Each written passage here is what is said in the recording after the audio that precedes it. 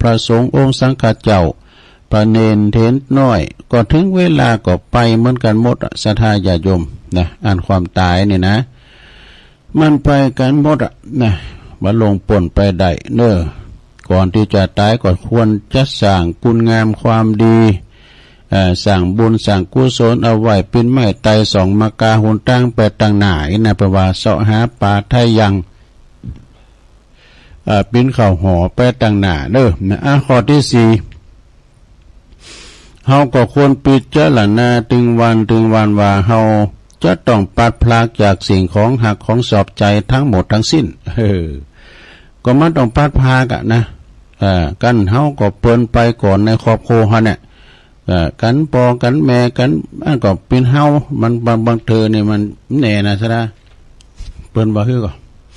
มาลุ่นแล้วไปก่อนเนี่ยนะซัมเตอนี่พ่อแม่ได้ส่งสการได้เป็นเจ้าภาพจะทำศพลูกอีมีนะซะนะมันบ่แน่จาติจลาพยาธิมรณะเกิดแก่เจ็บตายมันเป็นของธรรมดาเนาะศรัทธาญาติโยมทั้งหลายเราจะต้องปัดภาคจากสิ่งของหักไปทั้งหมดทั้งสิ้นเวลาเฮายังปัดภาคเฮาย่ำตายแต่มันก็ปัดภาคเข้าไปเตือนน้อยมันช้างมันปัดภาคไปเตือนน้อยก็สรีระร่างกายของเฮานี่กะนะผมโหที่เคยดำมันก็จะเลยจะเป็นสีขาวแล้วอย่าเขียวที่มันคงมันก็เฟินคอนหล่อนไปหูตามเนี่ยก็มันกันหมดศรัทธาเนี่ยมันก็จะเสริมไปเตือนน้อยนี่แหละสัจธรรมเนาะสุดท้ายข้อที่ห้าควรปิดเจรณาทุกวันว่าเฮามีกรรมเป็นของตัวเฮาทำดีก็จักได้ดีเฮาทำชั่วก็จักได้ชั่วนี่เป็นว่าทำทั้งห้าประการนี่นะพระพุทธเจ้าทรงสอนให้ปิดเจรณาอยู่ตึงวันเพื่อประโยชน์คือป้องกันบ่ให้ความประมาทนะบ่ให้ความประมาทโมเมาเลินเล่อในวัยในความที่บ่มีโรคภัยไข้เจ็บในชีวิตเฮาในสิ่งที่อันเป็นที่หักและก็การในการละชั่วทำดีนะละชั่วทำดีทำใจของตนให้ยอมรับหยังเมื่อได้ประสบความแก่ความเจ็บความตายความผาดผากหรือว่าประสบผลกรรมอันใดอย่างใดอย่างหนึ่งเฮาก็ต้องยอมรับมันนี่จบลงไปศรัทธาญาติโยมทั้งหลายก็เอามาเล่าสู่จู้กันฟังควรพิจารณาอยู่เนืองๆว่าเฮามีเกิดแก่เจ็บตายเนี่ยเป็นธรรมดานะศรัทธาญาติโยมทั้งหลายแล้วเปิ้นก็ว่าหยังพองตีมันจะอยู่ด้วยเฮาตลอดไผพองไอ้นะเพราะว่าไผเป็นกูชีวิตเฮาที่แท้จริงของคุณเนี่ยลองเกิดบ่ล่ะไผที่เป็นกูชีวิตที่แท้จริงของเฮาเนี่ยเพิ่นก็มีหลายข้ออยู่นะศรัทธาญาติโยมไผแท้ที่เป็นกูชีวิตของเฮาเพิ่นว่าพ่อแม่กะ1พ่อแม่กะหรือว่าสามีภรรยาลูกเต่าบริวารญาติมิตรเปิ้นป้องบัดใจสักคุณวะแล้วมันเป็นไผเป็นกูชีวิตเฮาโดยแต่นะข้อที่2กูชีวิตเฮาโดยแต่แน่นอนก็คือร่างกายของเฮายังไงล่ะอีดูร่างกายของคุณยังไงล่ะเนี่ยร่างกายของเฮาเนี่ยมันอยู่กับเฮามาตั้งแต่เฮาเกิดมาแล้วดูหน้ากายใจเป็นนายกายเป็นเบามันอยู่กับเฮาตลอดเวลานะสำหรับร่างกายเนี่ยก็มาอยู่กับเฮาแล้วก็กันมีมันเฮาไปอยู่ข้อที่3นะลงเนี่ยร่างกายของคุณเนี่ยแปลว่าเมื่อร่างกายของคุณไม่ตอบสนองก็บ่มีไผอยู่กับคุณแต่กันเนาะศรัทธาญาติโยมทั้งหลายกันว่าเฮามีลมหายใจแล้วไผจะอยู่ด้วยเฮาเนี่ยเพราะว่าเมื่อร่างกายของเฮาบ่ตอบสนองและบ่มีไผอยู่กับเฮาแน่นอนอันว่าเมอันเป็นสุดที่หักโผอันเป็นสุดที่หักลูกเต่าเหล่าล้านเลนอันเป็นสุดที่หัก ไผก็บ่อยู่ด้วยเฮาสักก็สักคนหลงเขาจะมาโกผีเฮาแล้วเฮียตายปินมิ้นเอาก่อนนอนนั่งนอนอู่กันกินด้วยกันเวลาตายอยู่คนละภพแล้วก็เลยโกกันโกกันนี่นะสราญาโยมนะแล้วยังอยู่ด้วยเฮาก็ไม่ได้เนอะร่างกายของเฮาเนี่ยบ่ตอบสนองไผก็อยู่ไม่ได้พยาธิพยายามในตนในตัวเฮาก็ปวดโดนยังโดนไฟเผาผลาญใหม่ไปหมดอ่ะยังที่มันแอบแฝงในร่างกายของเฮาก็คือพยาธิเนาะตัวพยาธิตัวพยาธินี่มันอาศัยอยู่ในร่างกายเฮาจัดหนักนะเพราะว่าพยาธิตัวจี๊ดนี่พยาธิตัวตืด ที่มันแอบแฝงในเฮานะก็เมียมันก็ว่าร่างกายของเฮาเป็นโลกของมันอยู่ซ่อนใจอยู่ในโลกของมันเวลาเฮาเสี่ยงบุญไปตายไปมันก็ว่าโลกมันแตกไปแล้วไอ้กะมันก็เลยไปโดยเฮาหมดอ่ะ ต่อไปข้อที่4นะลงนะข้อที่4ประกอบว่าคุณกับร่างกายของคุณอยู่ด้วยกันตั้งแต่เกิดจนตายแต่กันเนาะมันถึงแยกกันได้ดูคุณจะคุณทำอะไรกับร่างกายของคุณเป็นความรับผิดชอบของคุณเองเนี่ยและมันก็จะมีผลย้อนกลับมาถึงตัวคุณเสมอศรัทธาญาติโยมเนี่ยเฮาลองพอร่างกายเฮาเนาะการเฮากินจางกินเนาะการเฮาปล่อยมันหิวมันก็กระวนกระวายกระหายหิวความหิวเป็นโรคอย่างยิ่งบ่ได้กินก็เป็นตุกแล้วสหามาใส่มันโวยๆก็เดี๋ยวมันหน้ามือตะไลจะเป็นปิเข่านะจะบอก จะเป็นปิเข่าเด้ออีน่ะการบ่ได้กินสารเนี่ยมันติดอ่อนมืออ่อนหมดตื่นขะได้ไข่มีก็กินแล้วโอ้ยาติบแต่เข่าตกต้องเป็นยาติบเนอะ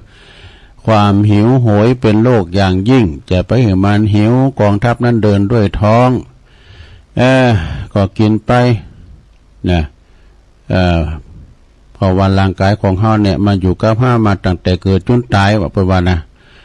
ร่างกายของเฮานี่เป็นความรับผิดชอบของเฮาเองเฮาคือมันอยากกินนักลำไปก็กัดก็เป็นตุกแล้วหมอกินหน่อยลำไปก็อยากหิวถ้าหมอนะ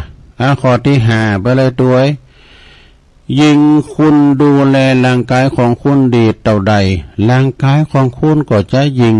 ดูแลคุณขึ้นเพียงเท่านั้นดูพอก้อยดูแลร่างกายในสถานเด้อเจ็บปิ่นยินอุ่นก็พอยุกพอย่ามาหือมันมันหิวก็เอาเข่าใส่มันบำรุงดูแลมันหือดีนะไปให้มันเป็นโลขาดสารอาหารนะกินของที่มีประโยชน์จะนับมีประโยชน์นี่กะเนาะอันนี้ก็คือข้อที่5เด้อต่อไปก็จะเป็นข้อที่6คุณกินอะไรคุณทำอะไรที่ทำให้ร่างกายของร่างกายอยู่ในสภาพที่ฟิตเนี่ยก็เฮากินของที่มีประโยชน์เฮากินของที่มันมีประโยชน์ด้วยกันเนาะแล้วก็กินกินยากินอาหารเสริมของวิตามินกันเนี่ยกินไปนะคุณจัดการกับความเครียดอย่างไรนี่เพราะเหตุการพักผ่อนแก่มันเพียงใดทั้งหมดนี้เป็นตัวตัดสินว่าร่างกายของคุณจะตอบสนองอย่างไรนี่ก็ถ้าหากว่าเขาขาดการดูแลอย่างนี้ซะเนาะได้พักได้ผ่อนเยการหามลุงหามคำนะปุตโตมันดึงนักเอาเบาสู่ซะนะคุณเฮาเนี่ยทำงานเกินไปนะหามลุงหามคำเพราะว่าจะแก่เกินวัยจะแก่เกินวัยเพราะว่าทำงานหนักเนาะตากแดดตากฝนนี่นะแต่ร่างกายเป็นฟิตเนอะแต่คุณเฮาเยกานี่ร่างกายมันคล้ายๆก็ออกกำลังกายตลอดออกกำลังกายตลอด เพราะนั่นก็ศรัทธาญาติโยมก็เป็นการออกกำลังกายไปอย่างหนึ่งหมอขึ้นว่าใจออกกำลังกายกับเยการมันเหมือนกันว่าก็เยาว่าเหมือนกันร่างกายก็วนเวียนก็เอาหมอว่าเนาะ ต่อไปข้อที่7มี10ข้อนะให้หน่อยนะข้อที่7จงจำไว้ว่าร่างกายของคุณเนี่ยเป็นดี อยู่ทาวรแห่งเดียวเท่านั้นตีคุณจะอยู่อาศัยแต่กันเนาะเปรียบเหมือนร่างกายนี่เหมือนกับศาลาวะนะศาลาหรือว่าเหินมันผุมันพังเฮาก็ซ่อมแซมไปมันโผล่ไปแล้วนี่ปลูกกินเลยนะเฮาซ่อมแซมได้ร่างกายของเฮามันก็ไปตัวอย่างมันโผล่อย่างไรโผล่ก้ามันโผล่เยอะก็ดูเปาะเนาะกระดูกพุ่นเนาะมันก็โผล่มันก็ว่านะบ่ว่าจะเป็นเลินลางสรีระร่างกายของเฮาเนี่ยมันก็ใจมามึนใจกันมามึนอย่างหัวเข่าแข้งขาเนี่ยโอ้มันเจ็บปวดอีกอะนะจงจำไว้ร่างกายของคุณเนี่ยเป็นตีอยู่ถาวรแห่งเดียวเท่านั้นที่คุณจะได้อยู่อาศัยกันเวลาเฮินก็ดีศาลาก็ดีมันพุพังไปแล้วเฮายุ่มได้มันตะกุนแล้วนะเฮาก็หนีออกจากหันมาก็เปรียบเหมือนร่างกายของเฮาเนี่ยมันยุ่มได้แล้วจิตวิญญาณก็เลงออกจากลางไปอยู่ภพอื่นกันต่อไปเนาะสถาตามปุจจานนะปุจจานเปิ้นจังเวียนตานว่าเนาะข้อที่8ประวัติร่างกายของคุณเนี่ยก็คือทรัพย์สินหนี้สินเนอะซึ่งบ่มีไผนะซึ่งจะบ่มีไผมาลมแชร์ได้เลยนี่เป็นร่างกายเป็นทรัพย์สินของเฮานะเพราะว่าคนเฮานี่มีโรคภัยไข้เจ็บเนี่ยนะลงเลยเปิ้นถูกหวยก่อนที่ว่าบ่ได้ฉีดยุกฉีดยาบ่ได้กินยุกกินยาร่างกายสมบูรณ์แข็งแรงนะสุขภาพพลานามัยสมบูรณ์แข็งแรงโตสุดยอดนะข้อที่9เป็นว่าร่างกายของคุณคือความรับผิดชอบของตัวคุณเองเพราะคุณคือคู่ชีวิตที่แท้จริงของมันก็แม้นะก็คือว่าเป็นกูชีวิตของเฮาตั้งแต่เกิดมาเนาะตั้งแต่เกิดมาเนี่ยหัวใจเฮาติ่นมาตั้งแต่เฮาเกิดออกจากต้องแม่มาละนะเฮาก็พอก้อยมันดีๆสำรวจตรวจตาว่ามันเจ็บที่ไหนมันปวดที่ไหนก็ยุกยาเยียวยามันไปข้อที่10สุดท้ายลงจงมีร่างกายในสภาพที่ฟิตนี่ดูแลตัวคุณเองเงินมาแล้วมันก็ไปเนี่ยมันจะอยู่กับเฮาตลอดญาติพี่น้องบริวารญาติมิตรก็บ่ใจสิ่งที่ถาวรเขามาดูแลสมมุติว่าเขาเจ็บป่วยเมื่อไข้อยู่โรงยามันมาใจให้เนาะแล้วมันก็ไปนะจงจำไว้ว่าบ่มีไผสามารถช่วยร่างกายของคุณได้นอกจากตัวคุณเองแน่รักษาสังขารดีๆนะลงเด้อรักษาธาตุขันธ์ไว้ดีๆยิ่งคุณเฒ่าคุณแก่เฮาเนี่ยสวอย่างเฮาน่ะไปเสียไปตกไปตาวแต่นะตัวลุงนี่ก็เคยผลิตหลายเดือนะเตียวไปมันมือนึง วัดว่าแล้วเพิ่นบอกว่าควบคุมลมหายใจเพื่อปอดนี่หายใจเข้าลึกๆนะลงเด้อเพื่อว่าขยายปอดหายใจเข้าติ้มปอดเนี่ยเพิ่นว่านะแล้วก็นั่งสมาธิเปิดใจเหมือนกันนะนั่งสมาธิเปิดใจแล้วโยคะเปิดร่างกายก็คือการออกกำลังกายนั่นเองแล้วก็การเดินนี่ก็เปิดหัวใจนะเดินให้พองเฮาก็เตียวไปพองอาหารดีๆเปิดลำไส้นี่อาหารดีๆก็เปิดลำไส้เพราะความคิดดีๆก็เปิดอย่างจิตวิญญาณกรรมดีเพื่อโลกจบลงไปซะดาเข้าทาเน้อนี่นะส่งมาจากพี่น้องแม่โยกเน้อยมยุพินหอมมาลาประสูงมาเก็บไว้เมื่อแล้วเอามาเล่าสู่จู้กันฟังแถมกั้มเนาะเข้าทาดิ เอาละตอนนี้ไปศรัทธาญาติโยมทั้งหลายเอานี่มาทำกรรมหนึ่งเกินพุทธิธรรมคนเดิมนี่หูกันไปเนาะศรัทธาญาติโยมกลางวีกลางวันนี่มันก็มีคนฟังหลายเตอแล้วก็เดี๋ยวนี้ซ้ำให้เลิกกะ ว่าอันนี้ก็หวยต้องซักนะอู่กันกับหมู่เฮาเนี่ยอันนี้เพิ่มเติมขึ้นมาจะอู่เลิงสังนี่วันนี้จะอู่เลิงผู้ที่ทำคนเดิมเนี่ยอย่าหลงเนี่ยอันนี้ไม่ได้เรียกนะอย่าหลงมัวเมาอย่าหลงมัวเมาลงในหลับยศสรรเสริญ อยู่ให้ห่างและปล่อยวางทางแห่งทุกข์นี่ก็คือสุขทุกข์ที่ทุกคนใฝ่ฝันหาแต่อย่าหลงในสุขจนไม่ลืมหูลืมตา อยู่ท่ามกลางถึงเรียกว่าสุขแท้จริงเอามกทำกลางนะมัชฌิมาปฏิปทาเนอะเปิ้นก็บอกว่าความทุกข์นั้นเป็นสิ่งที่ทุกๆชีวิตที่จะพึ่งปรารถนาสักคนเขาก็เกลียดทุกข์หักสุขมากกว่าเนาะเพราะว่าทุกชีวิตยอมต้องการให้ชีวิตของตนนั้นมีแต่ความสุขกันทั้งนั้นผมขนาดตัวนะบ่อยากคือประสบความทุกข์เลยบ่อยากประสบกับความทุกข์เลยแต่ในความเป็นจริงแล้วมันเป็นไปบ่ได้หรอกหรือเป็นว่านะเพราะว่าเมื่อมีสุขมันก็ต้องมีทุกข์มาเป็นธรรมดามันเป็นของกูกันสุขกับทุกข์นี่นะบาปกับบุญก็เป็นของกูกันเนี่ยเนาะก็จะใช้ชีวิตใดไหนเลยที่จะเกิดมาจะเกิดมาแล้วแต่มีแต่ความสุขตลอดกาลตลอดชีวิตนั้นมีแต่ความสุขบ่ฮู้จักตุเลยนี่มันบ่มีเลยแล้วก็มีไผที่มันจะตุกตลอดกาลจนหาความสุขบ่ได้อันก็บ่มีมเก่าเมื่อว่ามีสุขมันก็ต้องมีทุกข์ขึ้นมามันคล้ายๆกับพี่กับน้องนะเมื่อสุขไปทุกข์ก็เข้ามาเมื่อสุขเข้ามาทุกข์ก็ออกไป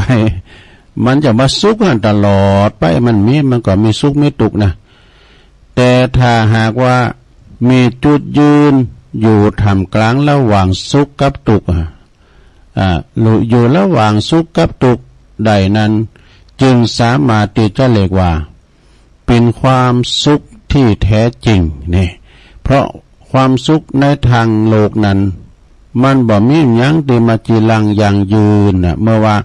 เริ่มมีความสุขนะเมื่อเริ่มมีความสุขความทุกข์มันก็ก่อยๆคืบคลานเข้ามาเฮาทีละนิดทีละน้อยแล้วแล้วก็เมื่อเวลาแห่งความสุขได้หมดลงความทุกข์มันก็จะมาแทนที่หมุนเวียนเปลี่ยนไปอย่าบ่มีจบสิ้นนะ บ่มีวันจบวันสิ้นว่าเป็นว่านะเฮาจะเพราะว่าเฮาจึงหาความสุขที่แท้จริงกันบ่เจอบ่ปะว่าจึงบ่สามารถที่จะเรียกได้ว่าความสุขความทุกข์ที่แท้จริงได้เดี๋ยวก็เดียวกว่าทุกข์กันเดียวกว่าสุขหมุนเวียนกันไปอย่างเอี้ยนะแล้วมันก็จะเป็นชีวิตของเฮาที่ทำอันยังก็จะต้องวนเวียนอยู่กับสิ่งที่จอมปลอม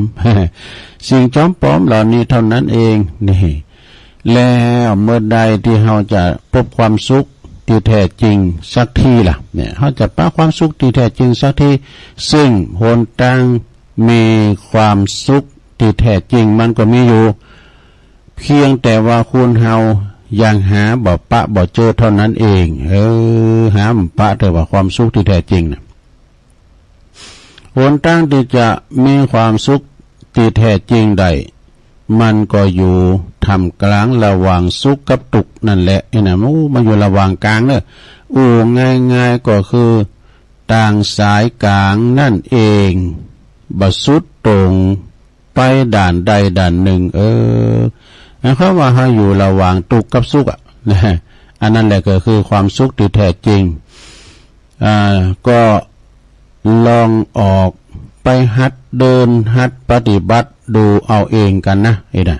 แล้วจะได้ปะว่าหนทางที่จะเป็นความสุขในลันโดยแท้จริงได้จบลงไปซะ อันนี้ก็คืออยู่ในธรรมกลางว่ามัชฌิมปฏิปทามีสุขมีทุกข์เขาอยู่ในธรรมกลางมันนะมีคำกรน้ำบทหนึ่งบอกว่าความสุขทุกข์เป็นจุดต่างอย่างสิ้นเชิงสิ่งขาดหรือเกินไม่คงที่ยังขึ้นลงความมั่นคงไม่เคยมีไม่คงที่ไม่เปลี่ยนแปลงอย่างเกลียงใจเนี่ยอย่างแคลงใจ หากใครหลงในวังวนแห่งสุขทุกข์อย่าสรุป2 จุดหาคงที่ไม่เนี่ยจะสุขทุกข์ก็ยังคงต้องเปลี่ยนไปดูยังไงก็ไม่แท้แค่ลวงตามันเป็นของลวงตานะลูกนะจบไปแถมอย่างหนึ่งแล้วศรัทธาญาติโยมทั้งหลายจบไปแถมอย่างหนึ่งแล้วนะศรัทธาอันนี้ก็เป็นแถมอย่างหนึ่งเนอะจะลองเอามามันอยู่ในธรรมนะนี่นะการว่าที่ว่าเฮาไปที่ไหนไปแอวงานที่ไหนก็ตามเอาไปแอวที่ไหนก็ไปสังเกตการพอเปิ้นเพราะว่าเขาจะไปวัดเนาะเขาเคยไปวัดเนี่ยเขาต้องไปพอเปิ้นก่อนว่าโอ้คนเฒ่าเปิ้นมาเนี่ยเปิ้นใส่หยังก่อนใส่ดอกไม้ขันแก้วก่อนนะจะต่อไปสังเกตหรือว่าเปิ้นเชิญคุณไปจิเตนเนาะต้องพอเป็นตัวอย่างโอ้เปิ้นเชิญท่านนายกมาจิทูปจิเทนเป็นประธานจุดทูปเทียนปูชาพระรัตนตรัยเพื่อจะจุดผักได้ก่อนจุดหยังก่อนบางคนแม่นเข้ามาเดี๋ยวเปิ้นเกยเนาะที่เปิ้นสังเกตไผนะเข้ามาแม่นแล้วจิทูปก่อนว่าจุดทูปเทนนี่เฮาก็จิทูปก่อนนี่จิเทนแช่ก่อนน่ะ ต้องสังเกตการพอเนาะศรัทธาบางคนเนี่ยกาบบ่เป็นเกณฑ์บักแก่นเนี่ยบ่ว่านะกาบก็ปตัวอย่างเปิ้นปลูกพริกขนึเกณฑ์ก็ยกขึ้นตำหัวเขาตัวเจ้าตัวเจ้าก็จังว่าเฮ้ยก็มา เปิ้นว่ากันเกณฑ์นี่ก็อันแมวหลอดปืนได้ยกขึ้นนิดหน่อยก็ไม่คลองเบ้าไว้นะคลองนักก็แล้วไปอย่าเปิ้นตานเปิ้นพอจัดเปิ้นกล่าวเว้นตานเปิ้นกล่าวกำถวายนะเปิ้นตานกุฏิโรงโบสถ์วิหารก็ตามนะเปิ้นจะว่าอีโดขอมอบถวายเปิ้นมอบถวายโดปิญญาเนาะอย่างไปงานศพก็เหมือนกันนะไปสังเกตกะไปงานศพงานสร้างในจะได้นิมิตจะได้อันสิ่งคติธรรมหลายอย่างนะเฮาไปพอกับไปฟังเทศน์การที่เราไปงานศพก็ควรน้อมเอาธรรมที่ตุเจ้าเปิ้นมาเทศน์มาพิจารณาเนาะมาพิจารณาว่าตัวของเฮาเนี่ยเกิดมาทุกคนก็จะต้องตกอยู่ในภาวะอย่างเนี้ยนะอย่างเปิ้นที่ตายอยู่ในบุญพระศาสตร์สอยเวชยนต์พระศาสตร์สอยวิมานคลองน่ะพองก็อยู่ในเต็นท์นี่เนาะเปิ้นตานเต็นท์พองก้าตานศาลาน้อยที่พักก้าหรือว่าตานภาษาก้าเนี่ยปัจจัยต้องอยู่ในภาวะอย่างนี้มันกันหมดบ่ว่าอยากดีมีจนการปัดพากจากกันเนี่ยมันก็เป็นว่าปัดพากจากของหาของสอบใจก็ย่อมมองเงาเศร้าโศกไปนะก็บ่มีวิธีใดที่จะให้มันคลายทุกข์นะเป็นที่เฮาตั้งหลายเนี่ยนับถือพระพุทธศาสนาเนาะเมื่อคำยามคืนมาก็ไปนิมนต์สาธุเจ้าเนาะพระสงฆ์องค์สังฆเจ้ามาเทศน์มาสวดอภิธรรมเนี่ยจุดประสงค์ก็เพื่อจะให้ฮู้ความจริงแห่งชีวิตเนาะเพิ่นก็จะเอาธรรมะมาเป็นหลักใจเอาธรรมะเป็นหลักใจอย่างใดก็จะได้เข้าใจเหตุและก็ผลที่เป็นความจริงของชีวิตว่าเกิดแก่เจ็บตายนี่มันเป็นของธรรมดา เกิดเท่าใดก็ตายเท่าอันสดาเนาะมีเกิดขึ้นในเบื้องต้นก็มีความแปรปรวนในท่ามกลางแล้วก็มีความแตกสลายไปในที่สุดอันนี้แหละคือสัจธรรมความจริงแล้วเราจะได้หยุด คิดพิจารณาตัวเองว่าจะบาดได้ลืมลืมโตเมาโมเมาประมาทขาดสติรีบสร้างแต่คุณงามความดีคุณงามความดีมาบำเพ็ญบุญกุศลกันเมื่อตัวตนของเฮาเนี่ยยังมีชีวิตอยู่นะจะได้จะบ่ได้ตายโดยจากคุณงามความดีได้ทำคุณงามความดีไปก่อนนะก่อนที่เฮาจะตายรับตาลาโลกนี้สร้างดีไว้ให้ลูกสร้างถูกไว้ให้หลานเข้าวัดเข้าว่ารักษาศีลกินทานดังบาลีเพิ่นรับรองไว้ว่าอปมัตตานะมียันติเนี่ยคุณที่เปิ้นประมาทไม่มีวันตายนี่ดังนี้เด้อชีวิตของคนเราเนี่ยก็เหมือนสายทาราสายทาราก็คือแม่น้ำนะลูกเนาะ ก็เปรียบเสมือนสายทาราว่าเปิ้นว่านะหรือว่าสายแม่น้ำสายน้ำยอมก่อยๆจะเหินแห่งไปทีละน้อยนะยามวาวกลางวาสาก็ดูว่าต้นน้ำไหลมาอาโลอาโตนออกเล่งแห่งไข่มันก็แห่งเหิดไปเตน้อยปิ้นหนุ่มปิ้นสาวว่าเปิ้นเปรียบด้วยปิ้นหนุ่มปิ้นสาวก็แก่เฒ่าชราไป แก่เฒ่าชราไปศรัทธาญาติโยมแล้วก็จะมีมรณะไปในที่สุดดุจสายน้ำที่มันไหลลงไปบ่มีวันไหลขึ้นมาอีกแล้วนะดังนั้นในพระพุทธเจ้าเพิ่นทรงอุปมาเปรียบเทียบชีวิตสังขารของคุณเฮาไว้ว่าสังขารประกอบไปด้วยขันธ์ทั้งห้านี่ขันธ์ทั้งห้านี่มีขันธ์หยังพองคือรูปเวทนาสัญญาสังขารแล้วก็วิญญาณนี่รูปนี่เปรียบเหมือนหยังเปรียบเหมือนฟองน้ำรูปเปรียบด้วยฟองน้ำดูธรรมดาฟองน้ำนี่ปรากฏขึ้นในขณะที่น้ำมันนองดูน้ำมันไหลนองฟองน้ำมันไหลมานี่แล้วก็น้ำนี่มันก็จะแตกเป็นฟองเป็นว่าลอยไปตามกระแสน้ำพอก้อยดูเพลินก็น่าเพลินตาว่ะแต่ก็ปรากฏอยู่เพียงชั่วขณะเท่านั้นเองมันก็แตกดับหายไปสถานเนาะอันนี้ก็คือรูปนะต่อไปเวทนานี่เพื่อจะคือไว้เวทนานี่ก็เปรียบเสมือนต่อมน้ำทำแล้วต่อมน้ำธรรมดาต่อมน้ำในยศเพราะว่าหยาดยศลงมาจากน้ำข้างตอนกลางคืนตอนดึกน้ำข้างนะสะมันมาหยอดมันมาตกอยู่วันหยอดใบหญ้านะสูงพองเต็มพองเวลาว่ามายามหนาวนะก็หาเตียวแลไปนี่ปิ๊หมดหนาวก่อนหนาวจะไม่มีมีเหมยมันน้ำข้างแปลว่านะเป็นน้ำข้างตอนกลางคืนรูมัมเจ้าไว้นะหรือว่าฝุ่นตกใหม่ๆก็ตามเด้อมันก็จะมีต่อมน้ำยศอยู่ปลายใบหญ้าใบยอดไม้ใบหญ้ามันต้องแสงแดดระยิบระยับงามไว้นี้นะเหมือนประกายเพชรหน้าพอหน้าชมเวลาว่าแดดส่องมานะมันจะบินระยิบระยับแต่มันก็บ่เหมือนสักต่อใดบ่เหมือนบ่นั้นสักต่อใด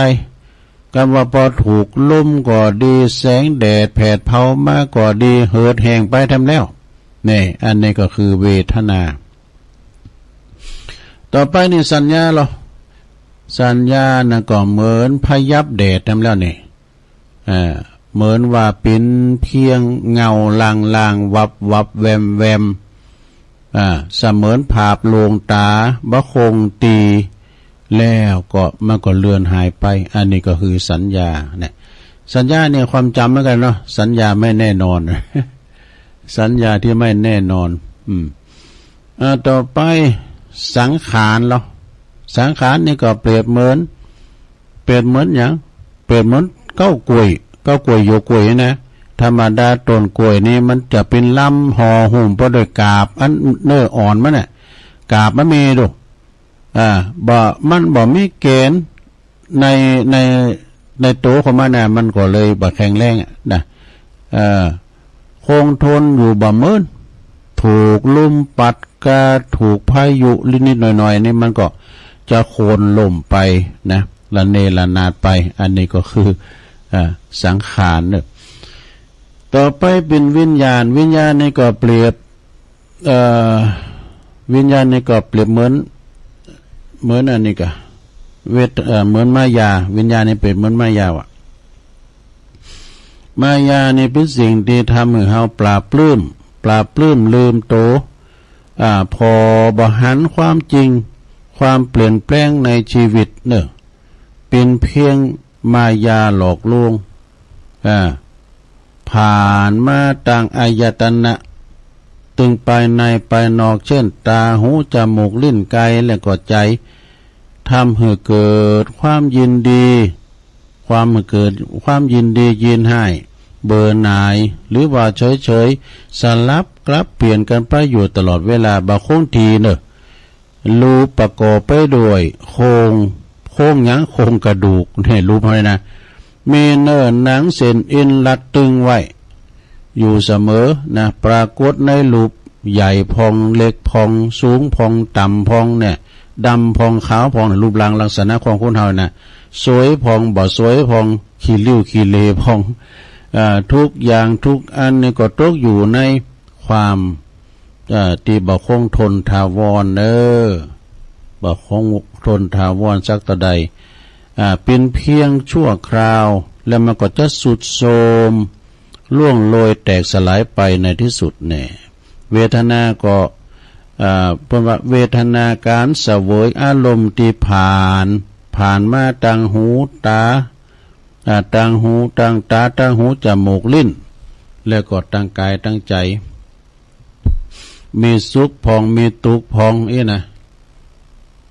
สุขพองทุกข์พองพอใจพองบ่พอใจพองหักพองเกลียดจังพองบ่จีรังอย่างยืนปรากฏเกิดขึ้นชั่วขณะเด้อแต่ละนาทีชั่วโมงเดียวก็สุขเดียวก็สุขเดียวก็ทุกข์สัญญาความจำได้หมายรู้ยามเมื่อหนุ่มแน่นนี่การศึกษาเราเรียนท่องอย่างท่องจำบทอย่างพูดโตท่องจำได้ดีแม่นยำนะพอเวลาเราเข้าสู่วัยชรามาสมองมันก็สติมันก็เริ่มเสริมไปนะเลื่อนไปก็เลยความจำมันก็เลื่อนลอยมันก็จำว่าได้แน่นอนนะสะแน่แล้วก็สังขารก็คือปัจจัยปรุงแต่งขึ้นมีเกิดขึ้นมีดินน้ำไฟลมประชุมกันพยุงรักษาไว้แต่ว่าธาตุสี่ก็คือดินก็คือเป็นธาตุอันแข็งเช่นจมูกเอ็นกระดูกนะชาวสมมติกระดูกเอ็นแล้วก็เนื้อหนังแล้วก็ธาตุน้ำเนาะประกอบไปด้วยการขับถ่ายของโสโครกเหงื่อไข้ไหลออกมาแล้วก็ลมนี่เนาะธาตุลมนี่ก็สำหรับลมหายใจเข้าออกธาตุไฟนี่ก็สำหรับเผาผลาญบดอาหารเหื่อยย่อยเนี่ยที่เขากลืนลงไปจากเขาลงไปในกระเพาะอาหารนี่อันนี้ก็สืบเนื่องมาจากขันธ์ห้าสถาเอามาเล่าสู่จู้กันฟังเด้อจบลงไปต่อไปตัวลุงจะเอาโลกคำเนาะโลกยังคติธรรมมาในอินเทอร์เน็ตของพุทธิธรรมคนเดิมนะโลกแปลว่าโลกนี้เปรียบดังกรงขังคาดหวังยากไม่สามารถได้ทุกอย่างวางลงซะจะรวยจนไม่พ้นตายคล้ายขยะทุกสิ่งจะเปลี่ยนแปลงไปไม่ยั่งยืนอันนี้อันไตเติ้ลป่ะนะแล้วเพิ่นก็ว่าโลกของเฮานี่เปรียบเสมือนโรงละครโรงใหญ่แน่อย่างเพ่งเพิ่นว่าได้กันเนาะโลกนี้ของเฮานี่เปรียบเหมือนโรงละครโรงใหญ่มีมีตัวละครมากมายที่สุดก็คือชีวิตที่เกิดขึ้นเนี่ยก็คือคนเฮาเนี่ยที่สุดก็คือชีวิตที่เกิดขึ้นแต่ละชีวิตก็แตกต่างบทบาทที่จะต้องทำการแสดง ในการข้างหน้าทั้งสุขทั้งเศร้าเหงาทั้งเศร้าทั้งเหงาทั้งซึ้งทั้งดีใจทั้งเสียใจชอบใจและไม่ชอบใจนี่ตามบทบาทของไผมันนะตามบทบาทของตนเองต้องแสดงนะที่จะต้องแสดงนั่นแหละก็คือวิบากกรรมของเขานี่สถานเนาะมันมาลุงอยู่ที่วิบากกรรมแต่แล้ว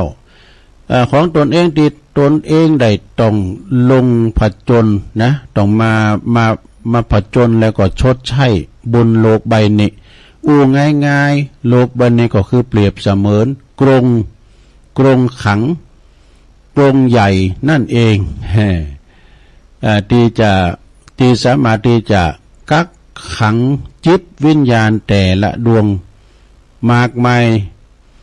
อันนี้นะบ่มีวันจบไม่มีวันสิ้นเนี่ยตลาดได้ตีจิตใจของแต่ละชีวิตยังอุดมไปด้วยหักโลภโกรธหลงนี่อันนั้นก็คือบ่มีทางที่จะสามารถที่จะพ้นจากโลกใบนี้ไปได้ก็ยังคงจะต้องเวียนว่ายอยู่ในบนโลกสามเนี่ยสามโลกนี่คืออย่างสามโลกนี้ก็ต่อไปก็บัดจบบัดสิ้นนะโลกสามโลกนี่ก็คือเทวภูมิเนี่ยเทวภูมิคือโลกของเทวดามนุษย์ภูมิก็คือโลกของมนุษย์นรกภูมิก็คือโลกของมรณะหกอันนั้นนะ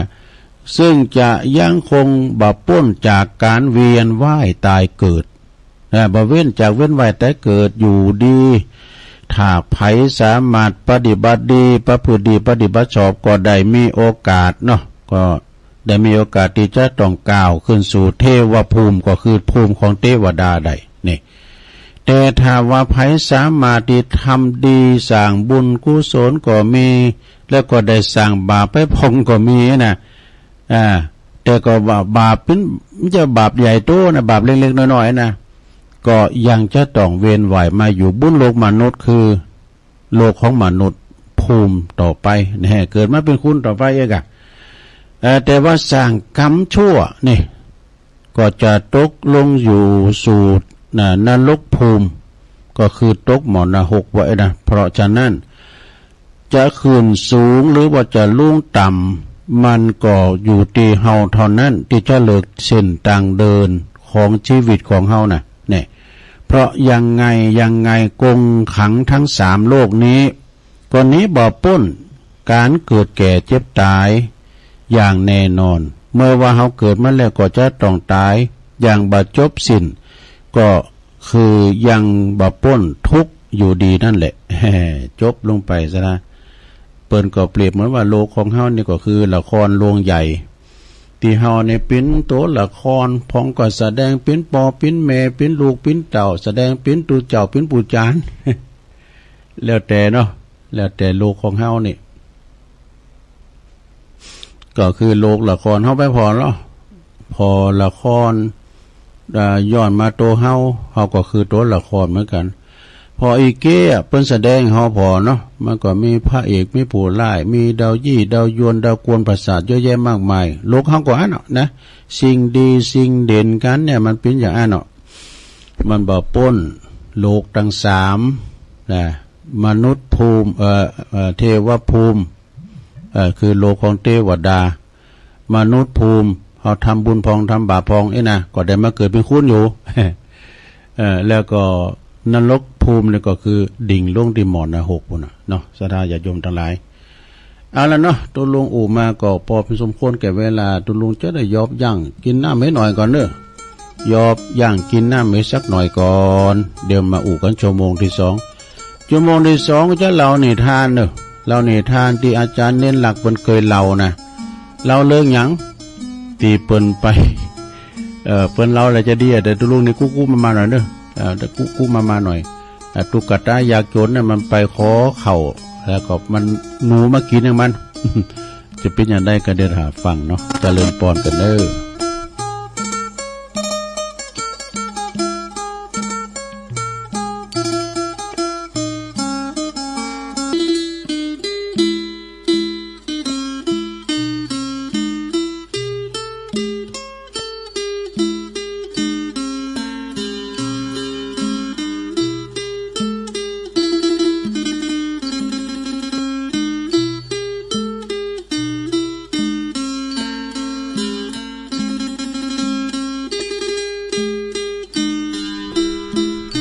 เอาแล้วสาธุญาติโยมทั้งหลายตุลุงก็ลุกเตียวไปเตียวมาหยุดสินหยุดสายเนาะพอวันนั่งมึนแล้วก็มาจิบน้ำลุงคอก็มาอู่กันต่อจมโมงตีสองเนาะสาธุญาติโยมทั้งหลายขณะนี้ท่านทั้งหลายก็กำลังฟังรายการสารธรรมยามแลงเนอะดำเนินรายการโดยตุลุงยองอาตมาภาพเนาะก็มานั่งอู่นางจ้ากับสถานาบุญเฮาเนาะวันตกวันออกขอกไต่โหนเนอขอบคุณได้หลายเนอะที่เพิ่นฟังกันนะคืนแต่ละคืนเพิ่นก็เปิดรับสัญญาณรายการตอนบ่ายจันแล้วนี่ตุลุงบ่ได้มาสักกรรมเนอะพร้อมหยังเพราะว่าติดการติดงานไปช่วยงานปฏิบัติศาสนกิจปูนที่วัดดงนิมิตรนำดิบน้อยโอ้ก็ขอบคุณตังท่านพระอาจารย์เน้นหลักเขาตัวเนาะมหาสมศาสตร์ก้านี่ท่านมาอาจารย์มหาหรือว่าพระอาจารย์เน้นหลักเปิ้นได้ตกได้แตนตุลุงไปกันเปิ้นอยู่ก็เฮาแตนกันเปิ้นแตนก็เฮาอยู่กะก็ได้ไปช่วยงานช่วยการที่วัดดงนิมิตรโอ้เปิ้นทรงน้ำพระธาตุเนอะลงเด้อคุณก็หลงก็ลายเนาะโครงตานก็มีนักในเมตตาธรรมเจ้าอธิการพิเชษฐ์สิริพัทโทตุพิเศษเนาะเปิ้นก็เป็นเจ้าคณะตำบลนำดิบเจ้าอาวาสวัดดงนิมิตรนำดิบน้อยก็เปิ้นก็มีการเจริญพระพุทธมนต์สวดมนต์กันครูบาอาจารย์ก็มากันหลงหลายแล้วเปิ้นก็มีโซฟัง มีโซของพันนีเมตเตงแล้วก็มีอันเปิ้นเรียกว่าอย่างก็มัจฉาพาโชคนะเนาะโอ้ก็จบจัดวยหอซ้อมจะจบแล้วนะก็อันมัจฉานะกะ รถถีบไป2-3การก็เสียงลึ่งมันก็เป็นการที่ว่าได้ทำบุญไปในโตเนาะทำบุญกันไปในโตมัจฉากาชาติเนี่ยโอ้เปิ่นหมดพี่น้องใต้นี่ลักออกเขายิ่งมาหมานนำเลย บ้านเฮานี่ได้ก็ถวยยำลาบนี่ เปิ้นนี่ลักเอาพัดลุ่มออกว่ะเบิกก็ผ่านโนมว่าเป็นที่คอยเขายิ่งมาโจกดีมันยังมาแหกหมานนำเลย พี่น้องใต้นะลักออกเนี่ยเพิ่นมีแข่งกองด้วยดูว่านั่นน่ะโทษตูพีเอ็มเปิ้นหุมกองอย่ากองก็จาดหนักจัดหลายมีเพียวย้อนยุกปุ่นนะก่อมนนะสาธุจังหันตุลุงก็มาที่วัดดอนจืนนั่นกันเนาะเดี๋ยวเปิดจะร้องเจ้าคณะตำบุญนี่เจ้าคณะตำบุญดอยหล่อเขต2ในเมตตาธรรมอาจารย์พระครูมานัสสุทธิกรสังวานสุทธมานัสโสกำก่อนประกอบประเพณีก่อนกะแต่ว่าไม่ได้นอนอันนี้มันพอมันไก่ในตำบุญเดียวกันเนาะอบต.ปรีชาก็หับส่งแล้วก็เสร็จจากจะร้องการ์ดตั้งเพราะว่าเป็นวันนั้นที่เปิ้นซุบจับกันด้วยงานวางศิลาฤกษ์พุทธมณฑลด้วย ก็ได้ไปโจยพระกตอนเองเอกนอแล้วก็ชั้นเพนแล้วก็ไปดีเปิ้นวางศิลาฤกษ์พระธาตุเจดีย์พุทธคยาจำลองที่พุทธมณฑลบุญนะไปจอยกันนะปุ่นนะโอ้ครูบาอาจารย์สังฆะก่อนหนักเด้อสถานแล้วสถานที่ก็กว้างด้วยปดต้นรถตู้รถจิบรถเก๋งก็มาติ๊กๆในสถานนี่มากันนางทึบแม่น่ะโอ้เต้นนั้นก็เป็นเกี่ยวเป็นกุ้นแต่เนอะเจ้าพาไปก็ใจปั้งแต่นะเต้นนั้นเจ้ามาใน2หลังตรงสถานกันมีเต้นหลง กันมีเต้นใหญ่เต้นหลงแล้วก็นาแกเนอะครูบาอาจารย์ก็ตั้งแต่พระมหาเถระมานี่ก็เป็น300ว่าอาจารย์พระครูอภิวัตรวานะคุณนักคุณหลายแต่ตึงศรัทธาญาโยมทางไก่เปิ้นมาลมในการที่ว่าวางศิลาฤกษ์ของตระกูลกิ่วแก้วตระกูลกิ่วแก้วนี่ก็แม่จันฟองคุณเชิดพงษ์กิ่วแก้วเนาะแล้วก็มาทำลายอย่างเปิ้นจะมาแปลงห้องน้ำท่านอาจารย์ท่านพระปลัดทินวัฒน์ เปิ้นอยู่วัดยางกวงเปิ้นก็จะมาสร้างห้องน้ำไม่กะโอ้หลายทันอยู่เนาะซะท่าลุงก็จำบ่ได้ ก็พอไปตนาแถมก็จะมีเนาะก็กึดสร้างห่างแปลงกันไปปิ้นตำบุญไปนะเอาแล้วเนาะศรัทธาญาติโยมทั้งหลายแต่ว่านี่ก็ไปประชุมปุ้นที่วัดพระธาตุม่อนจอมพอเกี่ยวกับงานเปิ้นจะหล่อเตนประจำปีหล่อเตนวัดสาประจำปีของคณะคืนสีขาวก็ดีปัจจัยคืนสีขาวก็ดีเป็นประจำทุกปี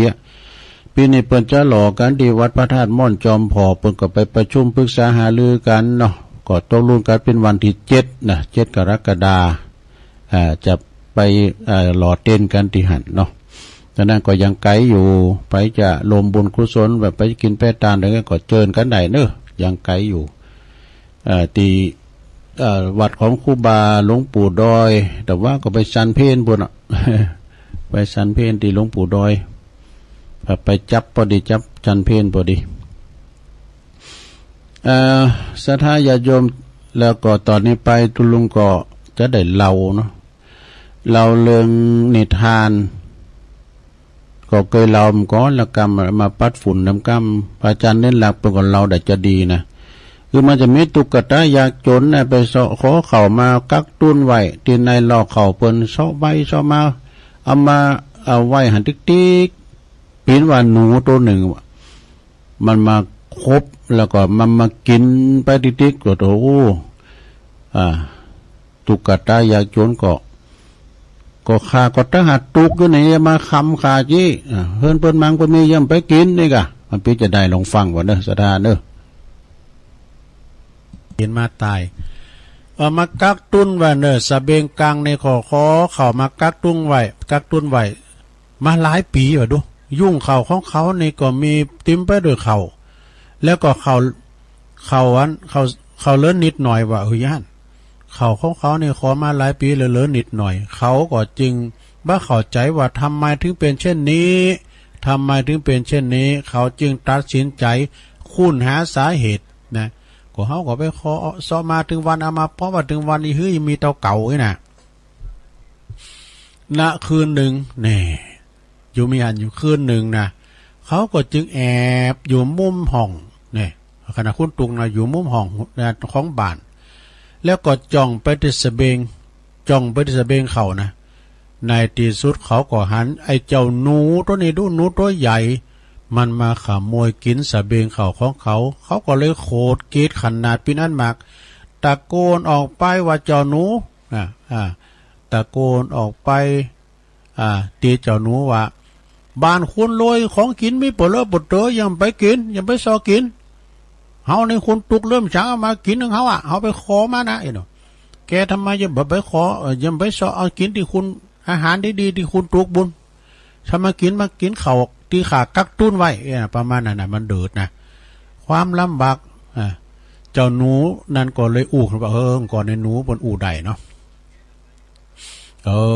เจ้าหนูจึงพูดขึ้นว่าจัตตาของเจ้านี่นะมีข่าวสารไว้แค่80ดาวนาเดอร์สคมาปิ้นว่าเลิกได้กับ80นั่นวะนะเดินทางหือโทลาก็บ่สามารถที่จะมีเข่าครบถังหลอกแล้วมันได้ครบถังวะจะได้แค่80นั่นวะขอต้านจึงถามเจ้าหนูทำไมถึงเป็นเช่นนั้นเจ้าหนูก็ตอบว่าข้าก็บ่ฮู้เหมือนกันถ้าเจ้าใครฮู้ก็ไปถามพระพุทธเจ้าเด้อว่าไปถามพระพุทธองค์ดูสิไอ้เจ้าขอต้านนางจึงตัดสินใจที่จะเดินทางไปทางทิศตะวันตกเพื่อจะไปถามพระพุทธเจ้าว่าสาเหตุอันเกิดอย่างเนี้ยทำไมชะตาของข้าถึงเป็นอย่างเนี่ยมันก็กำไผกำมันบางคนสปายทุงขอบางคนนั่งอยู่ออฟฟิศบางคนนั่งอยู่ห้องแอร์คุณเฮาสร้างบุญสร้างกรรมมาบ่เหมือนกันเนาะบางคนก็เป็นคนทุพพลภาพนี่ตามกรรมไผกรรมมันอย่างตุลุงว่ากรรมมุนาวัตติโลโกสัตว์โลกต่างหลายก็ยอมปีนไปตามกรรมนะลงเนอการเฮาตะลุงพยาธิอันใดก็ต้องไปคืนยะนะก็ทำใจนะ ลุงเจ็บหัวเข่าก็ทำใจเจ็บขิวก็ทำใจเจ้าขอต้านก็เดินทางไปเขาก็จะไปขอต้านระหว่างทางนะไปจะไปเฝ้าพระพุทธเจ้าแล้วก็ขอต้านไประหว่างทางขอต้านเหลียไลไปเดินทางไปไกลมากว่ะมีอยู่หันวันหนึ่งเขาเดินไปจนฟ้ามืดดูจนมืดตึกจึงไปปะบ้านคนหลังหนึ่งเนี่ยรีบเข้าไปเคาะประตูไปต่อยประตูเป็นกอกไอ้น่ะ โอ้มีปอบ้านเดินออกมาถามว่ามีเรื่องอะไรหรือ เขาก็ถึงบอกปอบ้านว่าขอกินข้าวหน่อยเด้อข้าอยากกินข้าวเนี่ยพอดีบ้านหลังนั้นเป็นบ้านเศรษฐีว่ะพอดีเศรษฐีเขาเป็นเจ้าของบ้านก็ออกมาหันว่าเขาออกมาหันเขาแล้วเนาะเลยถามขอทานว่ามืดอย่างอี้แล้วเจ้าทำไมจะเดินไปที่ไหนอีกนะขอทานหลังจากกินข้าวอิ่มแล้วเนาะขอทานก่อนเราจัตตาชีวิตให้เศรษฐีฟังบอกว่าจะไปถามเหตุผลกับพระพุทธองค์เศรษฐีนะก็ยินเศรษฐีคนนั้นก็ได้ยินดังนั้นแล้วก็รีบเชิญก็เข้าไปในนางในบ้านฮือสะเบงกังด้วยฮือสะเบงกัง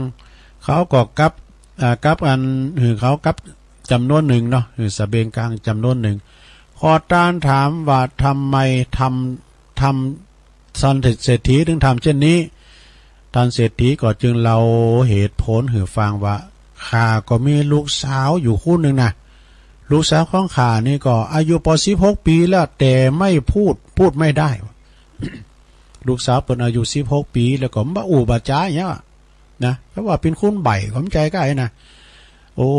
ท่านจะไปเข้าเฝ้าพระพุทธเจ้าข้าก็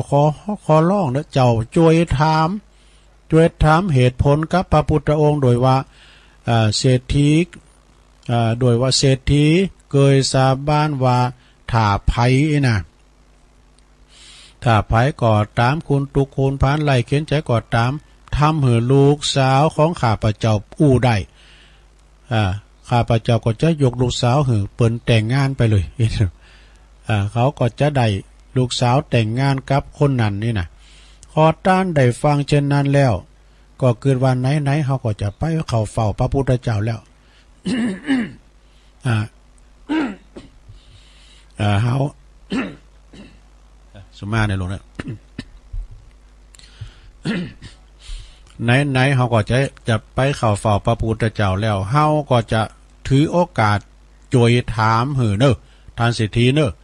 จะจวยถามหือแล้วก็รับปากจะถามหือ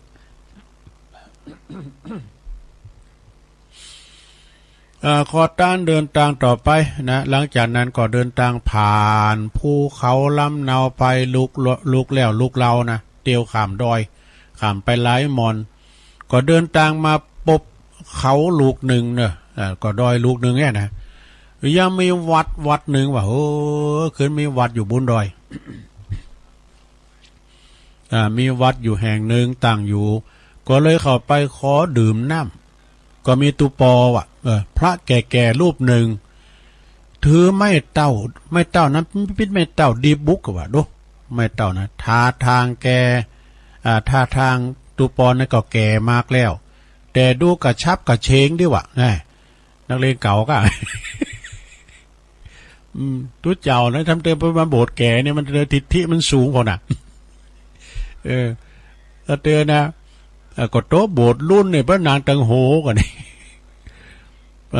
ทุเจ้าอาวาสนั้นเป็นหนุ่มเลยเนาะโหต้นลงต้นพ่อกดตัวพ่อยังมาได้ภาษาเดี๋ยวตัวพ่อมานั่งเพ่กะข้าแกเลยพ่อจุเดี๋ยวคุณทิฏฐิสูงอะไรข้าแกเลยพ่อสูงกันนะบ่ามันนักเลงเก่าตัวพ่อเป็ดต่างสูตรกับสูตรเหมือนเปิ้นอ่ะกุศลธรรมะกุศลธรรมะโมกขลากุมภามินเอาไปเลยมันมาเหมือนกันนะเบ้ยมันใจบาลีนี่โมกขลากุมภามีนาผูกมาทำละสูตรไปก่อนนะ กุศลธรรมะอกุศลธรรมะเอาสังกูมาเอาสังกูมา ผมได้ความเลยนอกเรื่องละนอกตังท่าทางแก่แล้วเนอตุปอเนี่ยนะแต่ดูกระชับกระเฉงแข็งแรงดีถึงแม้ว่าจะเป็นพระชราก็เอาน้ำให้เขาดื่มว่ะแน่ขอน้ำดื่มในรถพระชราตุลุงแก่เนี่ยเปิดก็เอาน้ำให้แล้วบอกเขาว่าพักผ่อนสักครู่กันเนอะพักผ่อนก่อนแล้วก็ถามเขาว่าจะไปไหนปอออกจะไปไหนอุบาสก คอต้านก็จึงบอกจุดหมายตีจะไปโอ้พระชราตุปอนะก็รีบจับมือคอต้านว่าจับมือคอต้านไว้แล้วก็อู้ขึ้นว่าข้าขอร้องเนอะตุปอขอร้องเถอะตุปอต้องจอยท่านต้องจอยถามพระพุทธองค์ว่าหน่อยเนอะว่าขาดทำไมเขาชาญไปฝึกฝนมา500 ปีกว่าแล้วบอกดู500 กว่าปีว่าไปฝึกชาญมานะแล้วทำไมลักแล้วตามลักเนี่ยค่ะคนจะขึ้นสวรรค์แล้วไอ้วะทำไมยังบินขึ้นบ่ได้ขอต้านก่อนเลยหับปากพระชราแน่ก็ปั๊มเป้งปรมีมา500 กว่าปียังไม่ได้ขึ้นสวรรค์เลยดูเนาะเดี๋ยวมันเป็นอย่างนั้นแหละข้าพเจ้าจะไปบอกจะไปถามเหมือนเนอทุกปอเนอ หลังจากนั้นนี่ฟังอีเกียได้ตุกตะอยากโจรคอต้านนั้นก็เดินทางไปตั้งหน้าผ่านหนทางทั้งห้วยทั้งน้องคลองบึงผ่านอุปสรรคนานาประการในการเดินทางคอต้านก็มาถึงหิมฝั่งแม่น้ำสายหนึ่งเนอะแม่น้ำนี่ก็บ่มีเฮอสักลำนานจะข้ามไปฝั่งกำหนาจะข้ามไปได้อย่างได้คอต้านก็ร้อนลนใจจะทำอย่างได้ดีเดี๋ยวเนี่ยจะมีปัญญาอย่างได้ดีถ้าข้ามน้ำได้คอต้านก็ร้องไห้ว่าโอ้ไห้หันโง่จะแล้วก็ว่าหรือว่าชีวิตขานี่จะต้องลำบากเช่นนี้หรือทันใดนั่นเองก็ยังมีเต่ายักษ์ตัวหนึ่งเต่ายักษ์ตัวนี้แก่ตัวเต่ายักษ์เท่าตัวหนึ่งโผล่ออกขึ้นมาจากน้ำเนี่ยเต่าก็เลยภาษาคุ้นใด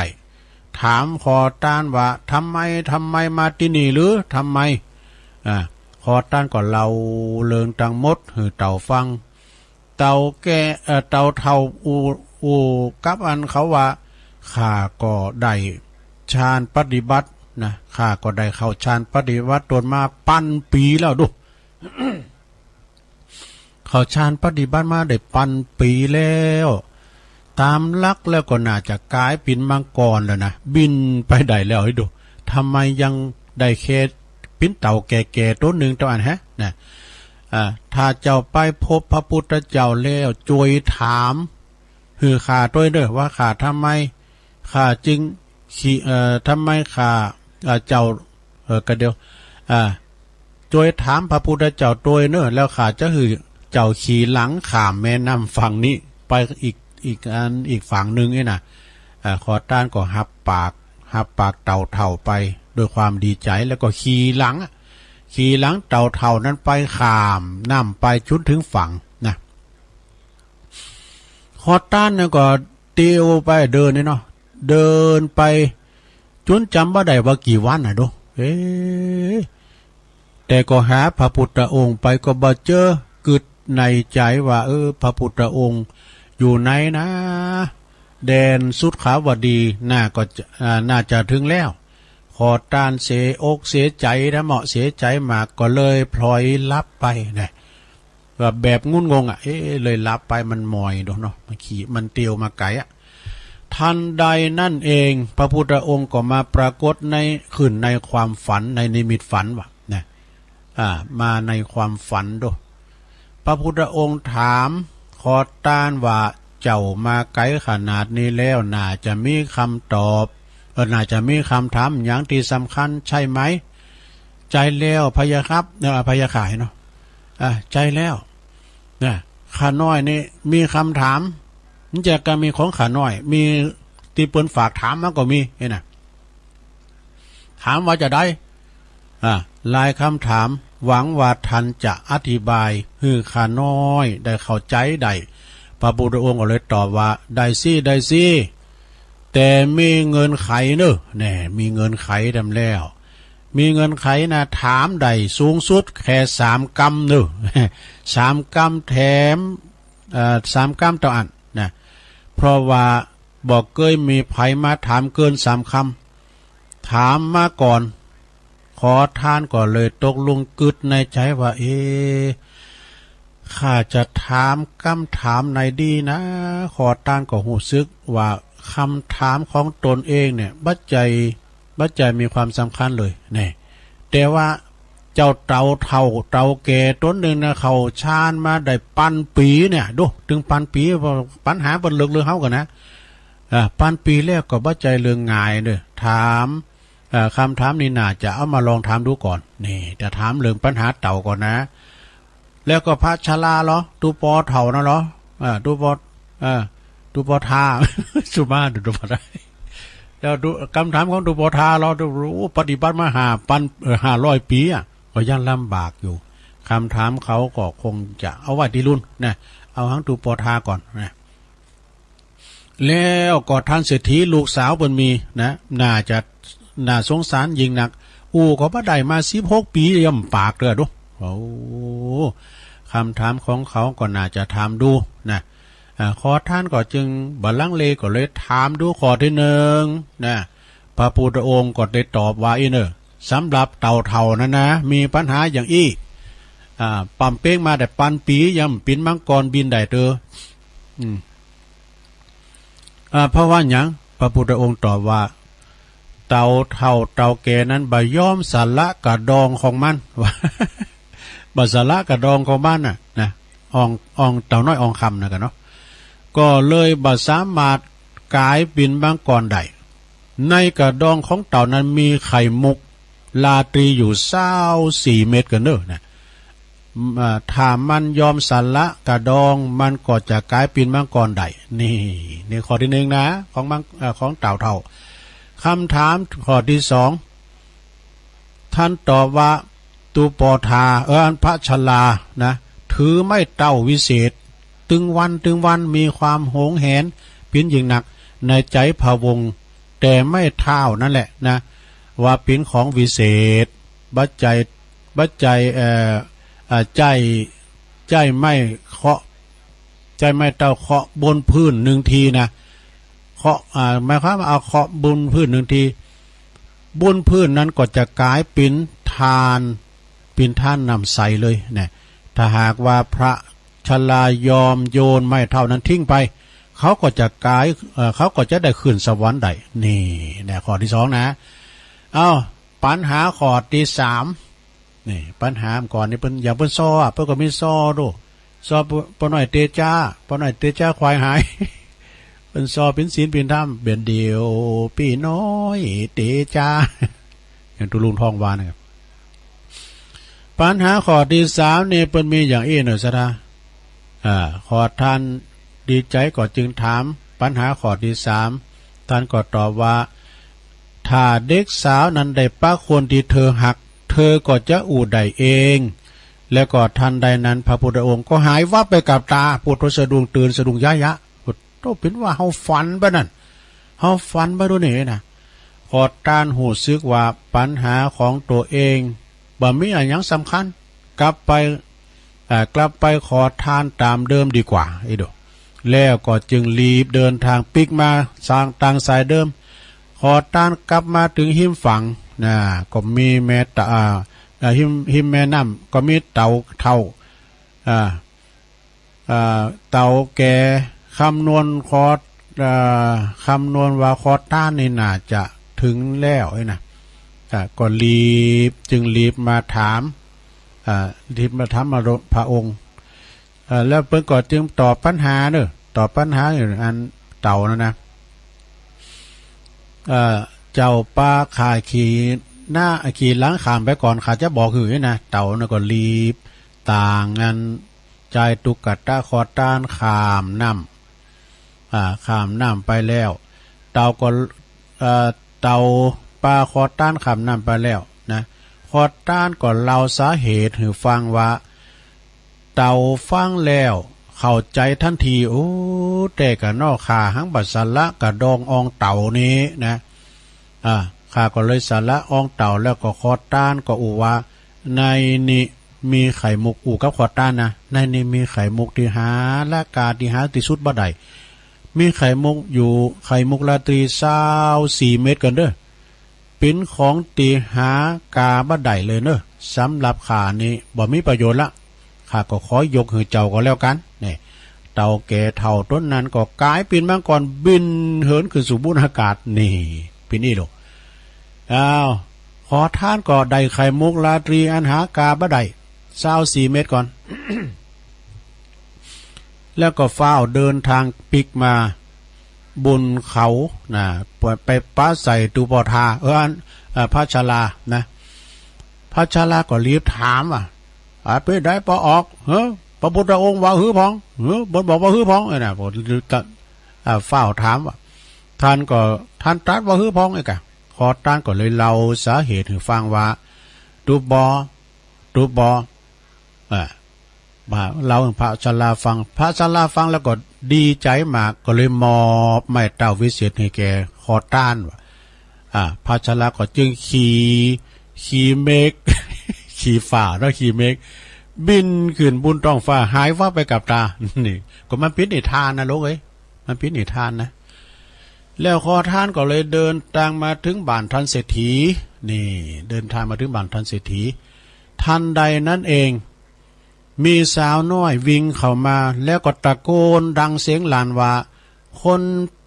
คนที่ไปถามพระพุทธองค์กลับมาแล้วคนที่ไปถามพระพุทธเจ้าปิกมาแล้วเนาะเศรษฐีก็วิ่งมานะเศรษฐีก็โฮกออกมาเขาก็ตกใจมากที่อยู่ลูกสาวอู้ขึ้นใดมาเนี่ยลูกสาวอู้ขึ้นใดมาแล้วขอท่านถ่ายทอดคำตรัสพระพุทธองค์เศรษฐีฟังเศรษฐีก็ดีใจมากจึงยกลูกสาวปิ้นสีภรรยากับขอทานปิ้นมาเหตุผลมันปิ้นอย่างอี้รู้ใจตุกตาเนี่ยก็เลยปิ้นลูกเคยทานเศรษฐี เต็มจะปิ้นอันทอต้านแล้วเนี่ยกาไดอันไข่มุกเม็ดงาม24เม็ดเนี่ยก่อนโทษปิ้นเศรษฐีละเปิ้นเขียนต่อไปว่าความหักตีหือออกไปเฮามีความหักที่หือออกไปความหักนั้นก็จะย้อนกลับมาคืนมาไอ้น่ะความสุขที่เฮาหือออกไปความสุขนั้นก็จะย้อนกลับมาเฮา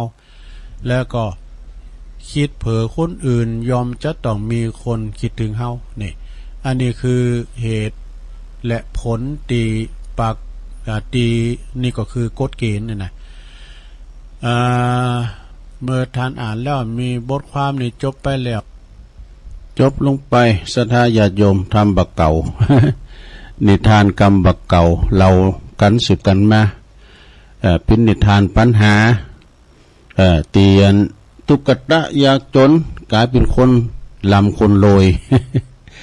กลายเป็นลูกเคยของตันเศรษฐีเนาะจบลงไปเนอะก็เคยได้ฟังกันมาเนาะกับพระอาจารย์เน้นหลักเปิ่นเราเป็นตุเป็นตะนะปฏิปต่อดีตัวลุงอนิทานไปมาลุไปหมดศรัทธาญาติโยมทั้งหลายเป็นกระตุกกระตักไปเนาะก็อดถ่าดาฟังกันไปศรัทธาญาติโยมทั้งหลายขณะนี้ตานทั้งหลายก็กำลังฟังรายการสารธรรมยามแรงมีแถมบทหนึ่งเนาะเปิดว่าหมู่บ้านรักษาศีล5หมู่บ้านรักษาศีล5เปิดหัก3สั่งเนี่ยศีลนี่เป็นอาภรณ์ประดับจิตประดับใจบ้านใดเมืองใดถ้ามีศีลมีธรรมบ้านนั้นเมืองนั้นอยู่กันอย่างลมเย็นเป็นสุขเป็นคุณที่ว่ามีศีลมีธรรมนะโหมเข้าวัดเข้าว่าโหมกินโหมทานรักษาศีลกินทานบ่มีผู้ร้ายบ่มีโจรนะบ่มีไผมาเป็นคุณผ่านนี่นะเนาะนะแปลว่าอานิสงส์ของการรักษาศีล5นี่โอ้เมื่อเฮาได้รักษาแล้วนี่ก็จะมีประโยชน์นะแตกตรงข้ามกันนะข้อที่1กับปานะเฮาฆ่าสัตว์ชีวิตเฮาก็จะมี อายุมั่นยืนยาวปราศจากทุกโศกโรคภัยความเจ็บไปมาไก่ความไข่จะไปมากายนะเนาะปลาหน้าเนี่ยก็คือเรียกว่าปลาโบกปลาล่องปลาหน้าปลาตุงปลาในเมืองอย่างก็ตาม แล้วก็ข้อที่สองก็ทรัพย์สินของเฮาเนี่ยมีความปลอดภัยหอมบัลลักเล็กขโมยน้อยทรัพย์สินของเฮาก็มีความปลอดภัยข้อที่สามลูกหลานเหลนหรือว่าลูกหลานสามีภรรยาจะอยู่กันอย่างมีความผาสุกนะอยู่กันอย่ามีความผาสุกบ่มีการผิดพ้องมองใจกันข้อที่สี่ยังก็มีแต่คุณเคารพเจอฟังนี่หอมมุสานี่นะเฮายังก็มีกับคุณเจอฟังแต่กับศรัทธาญาติโยมเนาะบางคนเนี่ยปุตโตกันนะสำเตือนเนาะเป็นครูบามากันเดียวเนี่ยดักแซบหมดแหละศรัทธาเนาะแต่ก็นี่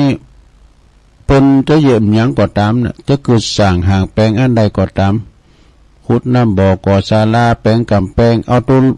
ครูบาจี้เอาครูบาวาการครูบาวาแล้วก็เป็นว่าแล้วกันดอกมีไผว่าอย่างเป็นมงคลแล้วครูบาว่าเอานี่นะเอาขุดแต่นี่นะก็แล้วกันไปละบุกแปลงอย่างก็ตามเปิ้นจะมีตำราของเปิ้นหรอแต่บ่เดิมได้นะซะนะคุณห้อมหรือมันคุณลักหนัก คุณจบมาหนักสูงด้วยเอาตัวลุงจบอย่างมาเนี่ยข้าในจบด็อกเตอร์กันนะนะให้ทิ้งผมได้หรอกฉะนั้นข้อที่สี่นี่อันยังก็จะไม่แต่คุณเคารพนับถือเจอถือเนอะข้อที่ห้านี่สุราเนาะสุราเมลัยะมัชฌัปมาถ้าเฮาบ่ได้กินสุราเฮาก็จะมีสติปัญญาดีเป็นคุณเฉลียวฉลาดนี่นะอันนี้สงของการรักษาศีลห้าในลงเด้อศีลห้าข้อมีกี่ข้อศีลห้ามีกี่ข้อก็มีห้าข้อนั่นแหละนะต่อไปเราจะฆ่าความโกรธได้อย่างใดนะฆ่าความโกรธได้ย่อมอยู่เป็นสุขเนี่ยความโกรธนี่มีหยังพอง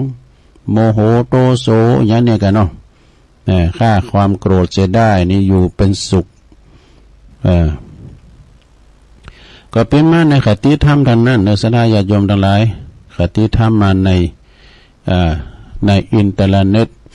ฆ่าความโกรธได้อยู่เป็นสุขเนี่ยความโกรธนั่นก็คือความเกลี้ยกล่อมนี่แปลว่าคุณมัวฉุนเฉียวเนี่ยที่เกิดกับจิตกับใจของเฮาเวลาความโกรธหมายนะความโกรธมาแล้วนะมันพอจ้างนี่หมอกหมูนะดูมันพอมอกมัดนะเองว่านั่นศรัทธาญาติโยมทั้งหลายความโกรธนี่มันดีอย่างเดียวตุลุงทองว่าตำน้ำพริกมันปันเหล็กพองเลยนะตำน้ำพริกมันเอ็นเงินใจก็เดียวก็เหล็กละเป็นเรียกว่าไฟเหมือนกันเนอะโทสะคิก็คือไฟที่มันเผาผลาญจิตใจเฮาไปคือทำมันไปคือทำมันยังเกิดอยู่คืนในปีว่านอนบันลับวันเนอะมันว่างเฮาอย่างนั้นอีกเนี่ยความโกรธดูฝังจิตฝังใจขำวันขำคืนไปนะดับความโกรธจะได้ย่อมอยู่เป็นสุขนะเมื่อมันเกิดขึ้นแล้วหน้าตาของเฮาจะมึนตึงหน้าดำหน้าแดงโขดเกศมันหน้าดำหน้าแดงแหละยอมจะเป็นคนดุร้ายก็คือคุณโศกนะหัวหน้าอย่างโง่โศก ไม่ไปไก่มันเลยนะหัวหน้าอย่างโง่โศกเนี่ยปวดดูมันตึมยิ้มแย้มแจ่มใสปวดตัวพอยังยักษ์ มาปวดมาตัวทำความพินาศเนอะเป็นคนดุร้ายนะทำความพินาศให้แก่ตนเองแล้วก็ผู้อื่นทำให้เสริมลาภยศแล้วก็ทรัพย์สินเกียรติยศนั้นจุเสียงนั้นหายไปเนี่ยโอ้ก็มันโหดมันเกลียดหน้าดำหน้าแดงอิสกรรมตัวดูนะกูเตือนมันใจดีนะวันนี้มันเยอะโหดแต่โหดวายนะเนี่ยมันก็จะทำความเสียทำให้หายนะเกิดขึ้นดังนั้นจงตัดมันเสียโดยการเจริญขันติธรรมเนอะเนี่ย และก็เมตตาธรรมจึงจะอยู่เป็นสุขหน้าตาผ่องใสเป็นตีหักไข่และเคารพของผู้อื่นคนอื่นเจริญยศเจริญลาภและก็ทรัพย์สมบัติได้รับความสุขทั้งในโลกนี้และก็โลกหน้าอย่างสถาพรแน่นอนแน่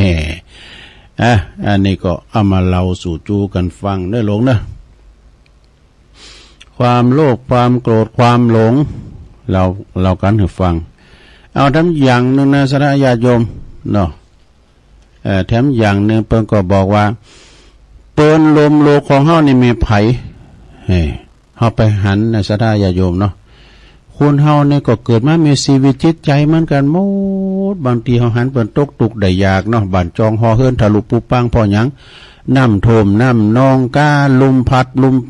ปัดปลาลมงงจ้างทอร์นาโดกาไอ้น่ะในเมืองนอกพูดบ้านเฮาเมืองเฮาแต้มมีครูบาเจ้าชีวิตใจตะไว้หมดเฮาก็หันมันสงสารอินดูเพิ่นน่ะนะนี่เปิ้นของเฮาทั้งโลกพระพุทธเจ้าเปิ้นตรัสสอนว่าสรรพสัตว์ล้วนเป็นเพลินลมสุขลมทุกข์เกิดแก่เจ็บตายของเฮาจึงมีความคิดแต่ใน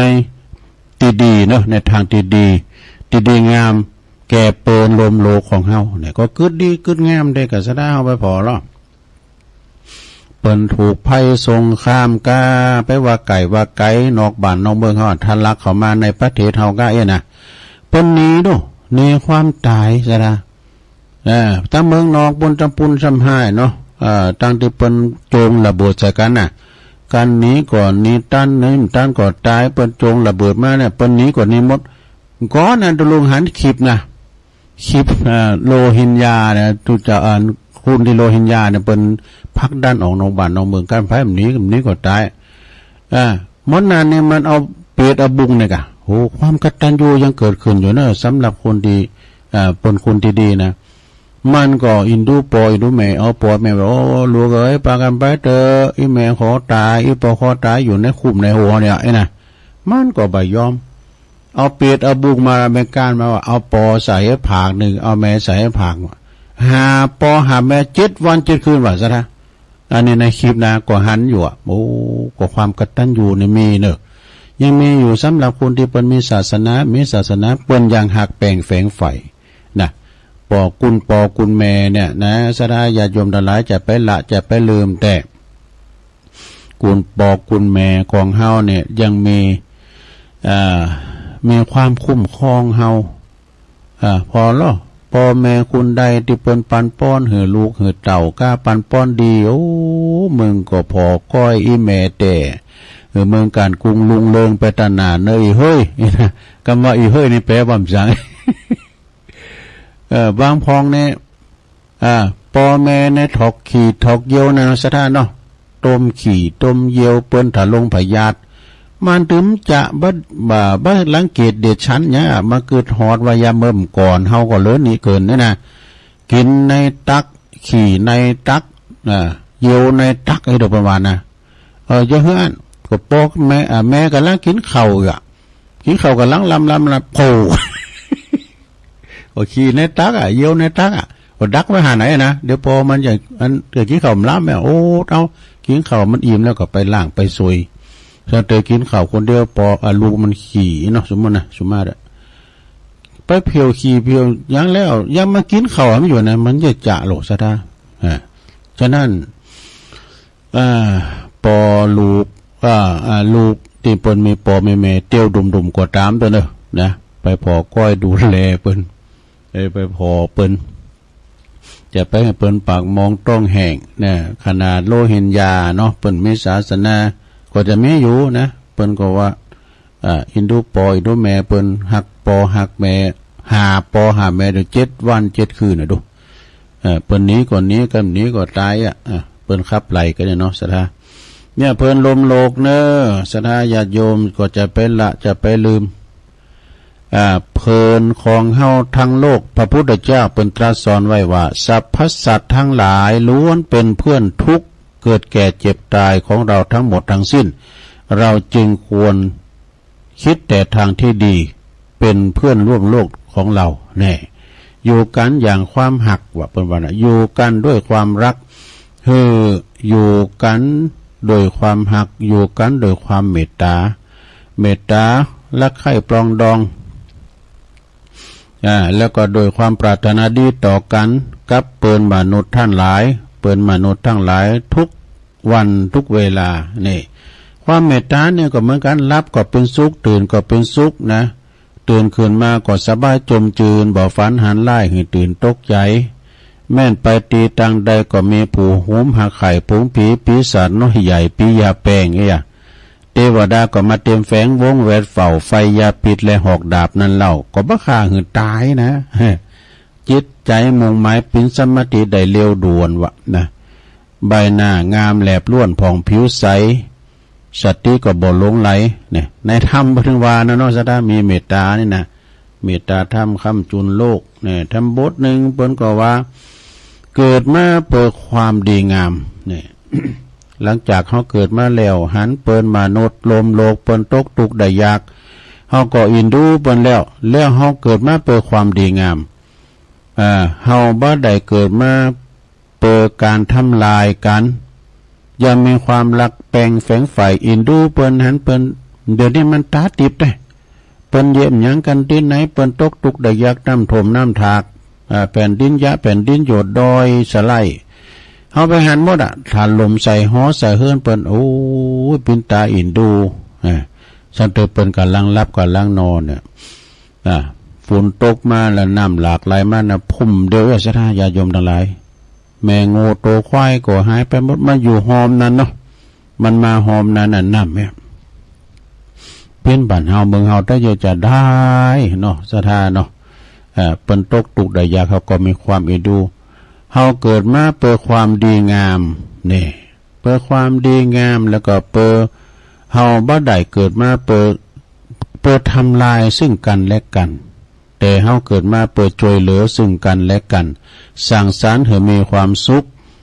ให้มีความเจริญสมปรารถนาเหมือนกันจุบุจุคนอกเฮาไว้พองนอนรู้เนาะอกเฮานี่ก็คือเฮาก็จะต้องการความสุขอย่างใดเนี่ยอกเขานะเขาก็ต้องการความสุขเหมือนกันอย่างนั้นเนี่ยอกเขา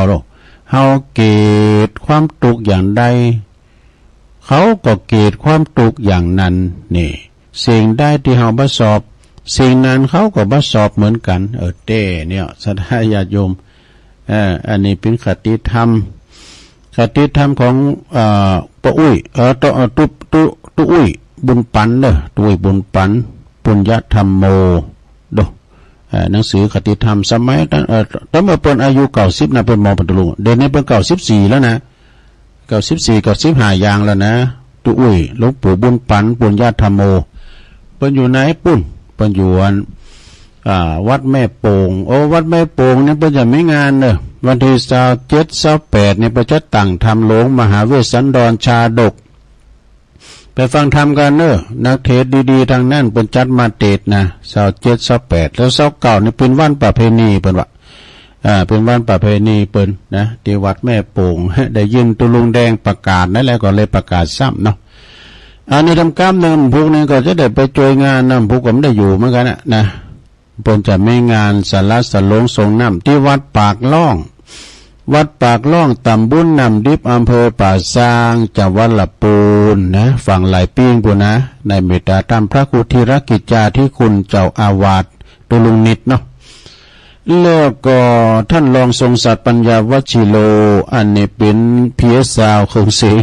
ตัวกันไปต่อยไปพระมังลีปุ่นนะเป็นจะมีงานเนาะสารสลงรูปหล่อลอยองค์ของเมตตาธรรมครูบาดวงแก้วยาณวิชัยโยอดีตเป็นเจ้าอาวาสวัดปากล่องเด้อเปิ้นก็ได้ละสังขารไปแต่หึงโทษเปิ้นจัดอันประเพณีมาเมื่อแล้วเนาะสมัยที่ตุลุงแก้วเปิ้นมรณภาพตุลุงยังจำได้บทใหม่อยู่ก็หายเนาะเปิ้นเอาลุงนั้นจ้อย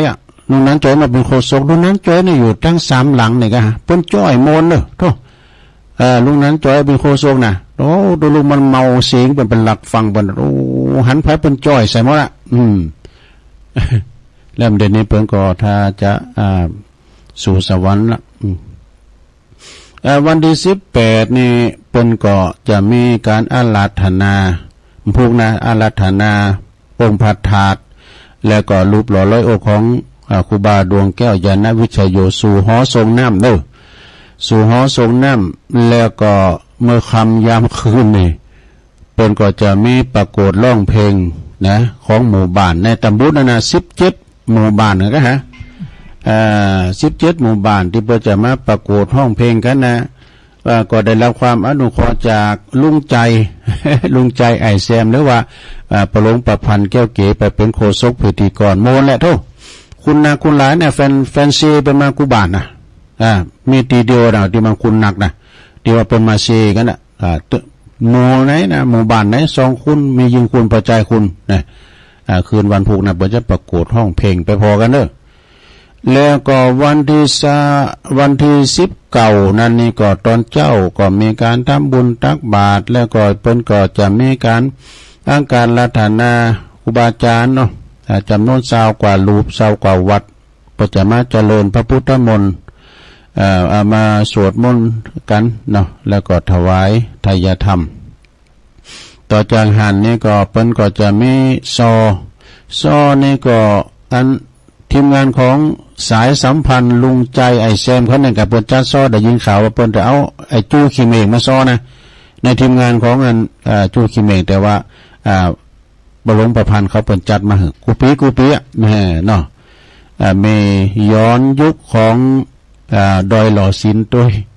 ย้อนยุคของดอยหล่อศิลป์ด้วยเนาะอันนี้ก็ไปกินไปทานกันเด้อวันพุธนี้ปักกันที่วัดปักร้องแล้วเมื่อคืนนั้นมีมวยด้วยนะมวยของปลงแดงศรีวิชัยไปจัดมวยที่หน้าวัดด้วยเนอะที่วัดปากล่องตำบลน้ำดิบอำเภอป่าซางเนาะก้อยปะกันนะบ่ได้เปิดสายสกรรมเนอะตักตังลายก็มีหลายอยู่นะเนาะโอ้ก็ไม่ได้เปิดสายสกรรมเนาะก่อนเป็นยังนะกลางวันในควรฟังก่อนป้อนไลน์คุณแม่ศิรินทิพย์บุญเลิศฟังจากกรุงเทพปุ่นนะยงยุทธมณีวันฝากจากลำปางตั้งพงตั้งมั่นฟังจากบ้านโฮงเนาะโยมพิสมัยฟังจากปูนบ้านนางแลก็อยู่อำเภอลำปางเนาะโยมยุพินหอมดาฟังจากบ้านแม่โยกเนออันนี้ก็ตักมาตังลายนะโยมเกษณีโดยแล้วก็มีแม่ชีกันธนีไสยะอันนี้ก็ฟังจากเวียงป่าเป่านะตะเอียกะไม่มีอ่ะ ก็เอาให้ตะเอียนี้ซะนะมันจบเวลาแล้วเนาะก็เปิดสายวันพักศุกร์เสาร์เจ้าเนาะกลางวันเนี่ยคุณเปิดฟังก่อนป้อนไลน์ก็ดูก็ได้บริหารเวลามาก็2 ชั่วโมงก็ได้ก็ฟังตุ้นอื่นต่อแถมเนาะตัวลุงก็จะได้นำรายการจากลาศรัทธาไปให้กรรมในกันเด้อผิดพลาดอย่างใดบ่เข้าหูก็บ่มนบางงานก็ขอสุมากับศรัทธาญาติโยมต่างหลายด้วยเด้อที่ได้มาดำเนินรายการมาสมควรแก่กาลเวลาขอบคุณกูเสงกูทันที่เปิดฟังกันขอบคุณสถานีทุกสถานีตัวเด้ออยู่ดีมีสุขอายุมันความยืนมีโจมีใจเหมือนกันอยู่คนจุดตันจัตตาโลธรรมาวัตันติอายุวันโนสุขังปะลัง